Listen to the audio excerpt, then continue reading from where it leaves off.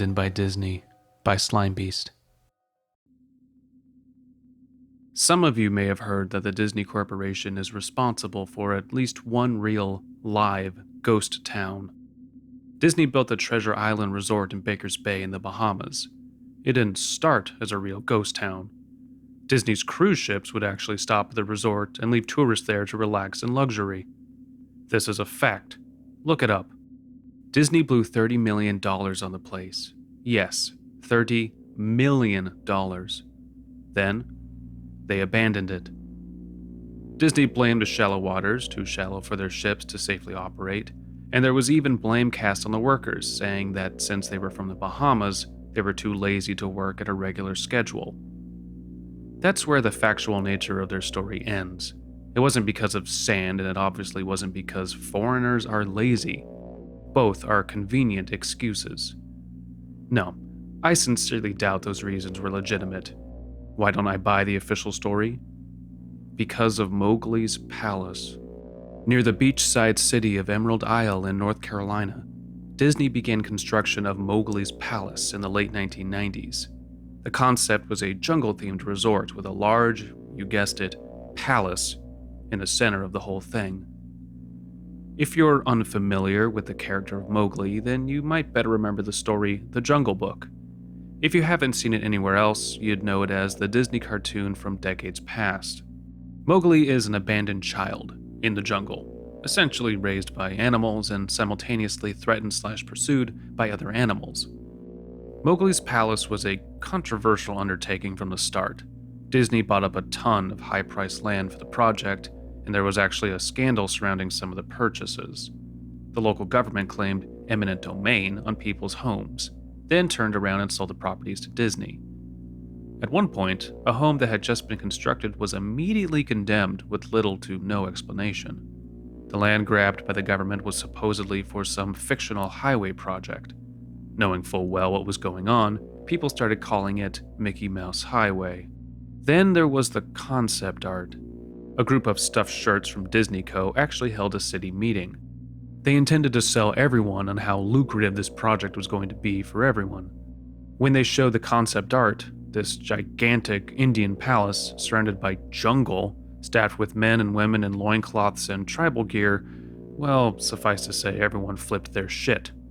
We're talking about a large Indian palace, jungle, and loincloths not only in the center of a relatively wealthy area, but also a somewhat xenophobic area of the southern USA.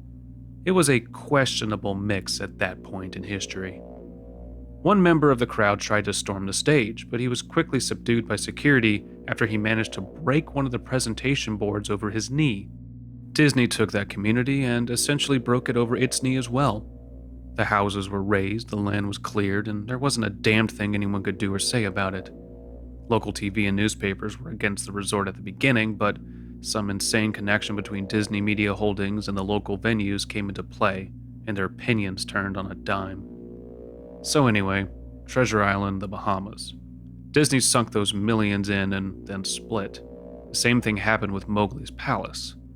Construction was complete. Visitors actually stayed at the resort.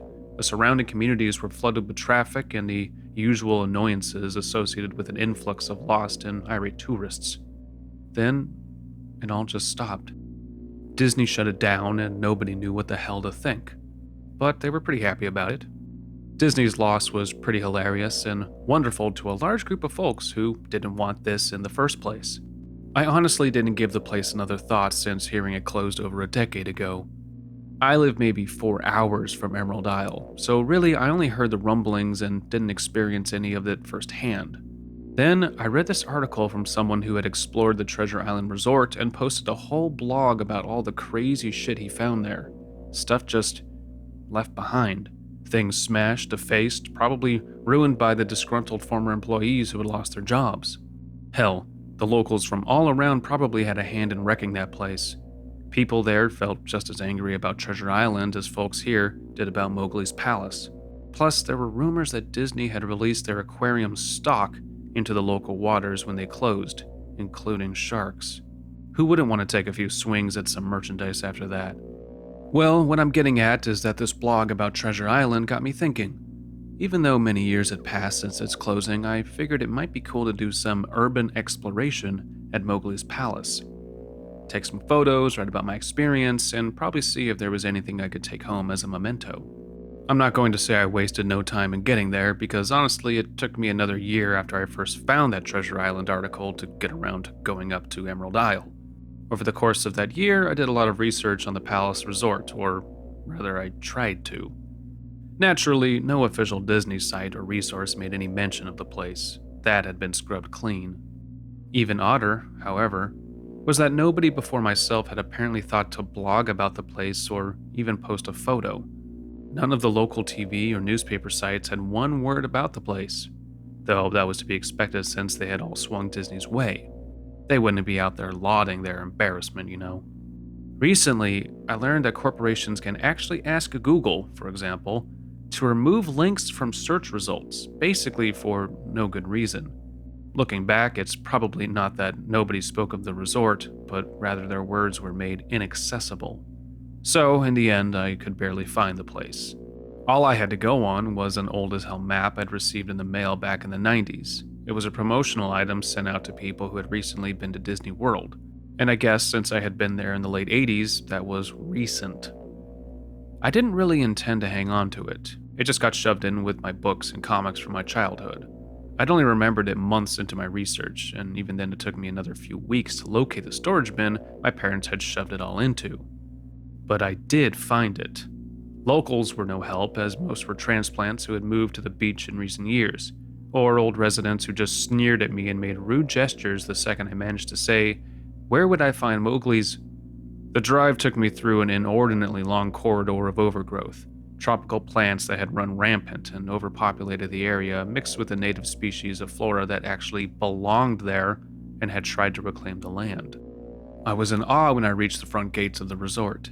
Tremendous, monolithic wooden gates whose supports to either side looked like they must have been cut from giant sequoias. The gate itself had been gouged in several places by woodpeckers and eaten away at the base by burrowing insects. Hanging on the gate was a sheet of metal, some random scrap, with hand-painted letters scrawled in black. Abandoned by Disney. Clearly the handiwork of some past local or an employee who wanted to make some small protest. The gates were open enough to walk through, but not drive, so grabbing my digital camera and the map, whose flip side showed a layout of the resort, I set off on foot. The inner grounds of the place were just as overgrown as the entryway. Palm trees stood untended and ragged among piles of their own coconuts. Banana plants similarly stood in their own stinking, bug-riddled refuse.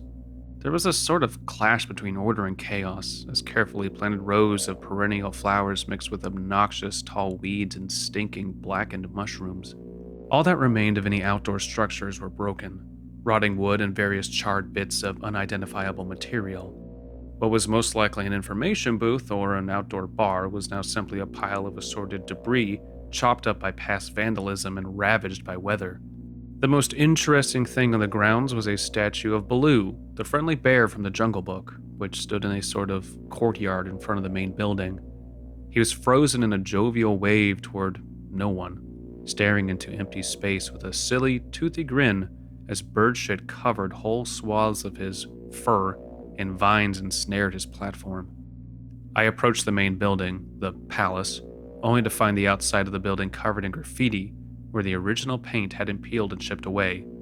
The front doors weren't just open, they had been taken off their hinges and were stolen. Above the front doors, or the gaping maw where they had been, someone had once again painted, "Abandoned by Disney." I wish I could tell you about all the awesome stuff I saw inside the palace. Forgotten statues, abandoned cash registers, a full-fledged secret society of homeless bums. But no. The inside of the building was so stark, so bare, that I actually think people had stolen the molding off the walls. Everything that was too big to steal, counters, desks, giant fake trees, they were all resting amid this empty echo chamber that amplified my every step like a slow rat-a-tat of a machine gun. I checked the floor plan and headed to all the locations that might seem in any way interesting. The kitchen was, as you'd imagine, an industrial food prep area with all the appliances in space, no expenses spared. Every glass surface was broken, every door knocked off its hinges. Every metal surface kicked and dented. The entire place smelled like very old piss. The huge freezer, not even remotely cool now, had row upon row of empty shelf space. Hooks hung from the ceiling, probably for hanging cuts of meat, and as I stood inside for a moment, I noticed they were swinging. Each hook swung in a random direction, but their movements were so slow and small that it was almost impossible to see. I figured it had been caused by my footsteps, so I stopped one from swinging by clutching it in my fist, then carefully letting go, but within seconds it started to swing once more. The public bathrooms were in much the same state as the rest of the palace. Just like the Treasure Island Resort, someone had methodically smashed each porcelain commode with coconuts and other implements. There was about a half-inch of rancid, stinking, stagnant water on the floor, so I didn't stay there very long. What's odd is that the toilets and the sinks and the bidets in the ladies' room, yes, I went there, all dripped, leaked, or just ran freely. It seemed to me that they should have shut the water off long, long ago. There were plenty of rooms in the resort, but naturally I didn't have time to look through them all. The few I did peer into were similarly wrecked, and I didn't expect to find anything there. I thought there was actually a television or radio in one room, as I really think I heard a quiet conversation coming out. Though it was like a whisper, probably my own breathing echoing in the silence, or just another case of the sound of flowing water playing tricks on the mind, this is what it sounded like. I don't believe it. Short, unknown reply. I didn't know that. I didn't know that. Your father told you. Unknown reply, or possibly just weeping. I know, that sounds ridiculous. I'm just telling you what I experienced. Why I thought there might have been something running in that room, or worse, some vagrants who had holed up there and probably would have knifed me. At the front doors of the palace again, I figured I hadn't found anything of note and had wasted the trip up. As I looked out the door, I noticed something interesting in the courtyard that I had apparently missed, something that would give me at least one thing to show for all my trouble, even if it was just a photograph. There was a lifelike statue of a python, maybe 50 feet long, coiled up and sunning itself on a pedestal right in the center of the area. It was almost time for the sun to start setting, so the light fell onto the object in the perfect way for a photograph. I approached the python and snapped a photo.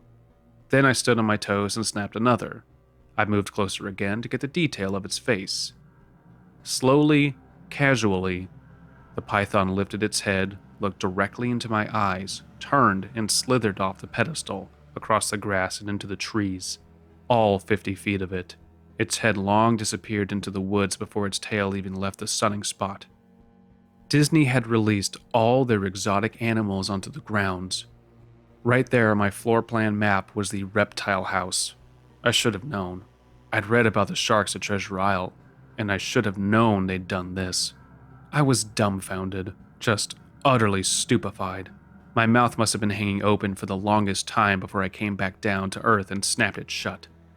I blinked a few times and backed away from where the snake had been, back toward the palace. Even though it was totally gone, I still wasn't taking any chances and backed my way into the building. It took a few deep breaths and slaps to my own face to get myself right in the head again after that. I looked for a place to sit down, as my legs were feeling a bit like jelly at this point. Of course, there was no place to sit down unless I wanted to recline in the broken glass and dead leaf carpet or haul myself up onto a desk of questionable reliability. I had seen some stairs near the palace's lobby and decided to go have a seat there until I felt better. The staircase was far enough away from the front of the building to be relatively clean, save for a startling accumulation of dust. I pulled a wedge of metal off the wall, once again painted with the "Abandoned by Disney" motto I'd become accustomed to. I placed the wedge in the stairs and sat on it to keep at least somewhat clean. The stairway led downward below ground level. Using my camera flash as a sort of improvised flashlight, I could see that the staircase ended in a metal mesh door with a padlock. A sign on the door, a real sign, read, "Mascots only, thank you." This perked up my spirits a little bit for two reasons. One, a mascots only area would have definitely had some interesting stuff back in the day. Two, the padlock was still in place. Nobody had gone down there, not the vandals, not the looters, nobody.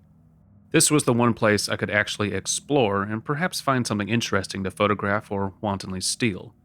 I had come to the palace essentially agreeing with myself that it was okay to take anything I wanted because, hey, abandoned. It didn't take much to bust the lock. Well, actually, that's wrong. It didn't take much to bust the metal plate on the wall the padlock was hooked to. Time and decay had done most of the work for me, and I was able to bend the metal plate enough to pull the screws out of the wall, something nobody else had apparently thought of or hadn't been able to do at the time. The mascots only area was a startling and very welcome change from the rest of the building I'd seen. For one, every second or third fluorescent light overhead was illuminated, even though they flickered and faded randomly. Also, nothing had been stolen or broken, even if age and exposure were definitely taking their toll. Tables had notepads and pens. There were clocks, even a punching clock on the wall, complete with filled out time cards. Chairs were scattered around, and there was even a small break room with an old static filled television and long routed out food and drink on the counters. It was like one of those post apocalypse movies where everything is left in the state of evacuation. As I walked the maze like sub basement hallways of the mascots only area, the sights just became more and more interesting. As I went further, desks and tables were knocked over, papers scattered and almost melded with the damp floor, and a large carpet of mold was slowly overtaking the real rotting crimson floor covering. Everything was just sort of squishy. Anything wood disintegrated into mush when I applied even the least amount of force, and clothing items hanging on hooks in one of the rooms simply fell to moist threads if I tried to unhook them. One thing that annoyed me was that the light was becoming more sparse and unreliable as I went further into the dank, suffocating depths of that place. Eventually, I reached a black and yellow striped door with the words Character Prep 1 stenciled on it. The door wouldn't open at first. I figured this was probably where the costumes were kept, and I definitely wanted a photograph of that twisted, stinking mess. Try as I might, whatever angle or trick I tried, the door wouldn't budge. That is, until I gave up and started to walk away. That was when there was a slight popping sound and the door creaked open slowly. Inside, the room was completely dark, pitch black. I used the camera flash to look for a light switch on the wall by the door, but there was nothing. As I made my search, I was jarred out of my sense of excitement by a loud electrical buzz. Rows of lights overhead suddenly flashed to life, flickering and fading in and out like the rest I had passed. It took a second for my eyes to adjust, and it seemed like the light was going to just keep getting brighter until all the bulbs exploded. But just when I thought it would reach that critical stage, the lights dimmed a bit and steadied. The room was exactly as I had pictured it. Various Disney costumes hung on the walls, fully put together like strange cartoon cadavers hung from invisible nooses. There was an entire rack of loincloths and native clothes on hangers toward the back. What I found odd, and what I wanted to photograph right away, was a Mickey Mouse costume at the center of the room. Unlike the other costumes, it was lying on its back in the center of the floor like a murder victim. The fur in the costume was rotten and shedding, creating bare patches. What was even more odd, however, was the coloring of the costume. It was like a photo negative of the actual Mickey Mouse. Black where he should be white and white where he should be black. His normally red pants were light blue. The sight was off-putting enough that I actually postponed photographing the thing until last. I took a picture of the costumes hanging on the walls, upward angles, downward angles, side shots to show an entire row of frozen, putrid cartoon faces, some with plastic eyes missing. Then, I decided to stage a shot. Just one of the bedraggled character heads on the slick, grimy floor. I reached for the headpiece of a Donald Duck costume and carefully removed it so the thing wouldn't fall apart in my hands. As I looked into the face of the wide-eyed, moldering head, a loud clattering sound made me jump with fright. I looked down at my feet, and there between my shoes was a human skull. It had fallen out of the mascot head and shattered into pieces at my feet. Only the empty face and lower jaw remained, staring up at me. I dropped the duck head immediately, as you'd expect, and moved for the door. As I stood in the doorway, I looked back to the skull on the floor. I had to take a picture of it, I had to. For any number of reasons that may seem silly, but only if you don't think it through.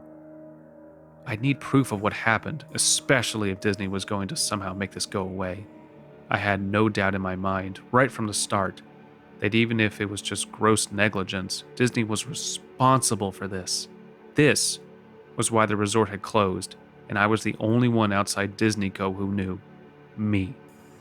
That's when Mickey, that photo negative opposite Mickey in the middle of the floor, started to get up. First sitting up, then climbing to its feet.